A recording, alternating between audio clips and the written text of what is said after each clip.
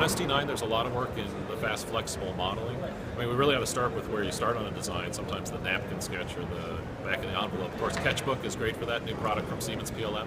Comes straight into Solid Edge, you can further detail your design. Of course, we've made great strides in synchronous technology, which allows designers and engineers to be just a lot more flexible in their designs, much faster than the competition.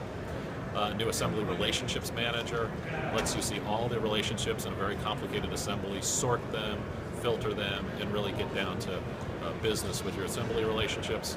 And then another very popular feature is the solid sweep feature, where instead of taking a profile or sketch along a path, actually taking a complete solid along the path, and as it goes, it rotates to make sure that it's removing all the material along that path. It's pretty cool stuff. So we're seeing a lot of people moving to Solid Edge from other systems. Typically they may become interested in Solid Edge because of subscription. Maybe they're a small business and the cash flow of the subscription is very attractive to them. Then they discover synchronous technology and they discover that Solid Edge just makes them a lot more productive. One of the big things we've done in ST9, though, is also to take SolidWorks files, not just the SolidWorks assemblies and parts, but the drawings also in a fully associative manner from SolidWorks to Solid Edge. That's a unique thing in CAD to be able to have associative drawing translation.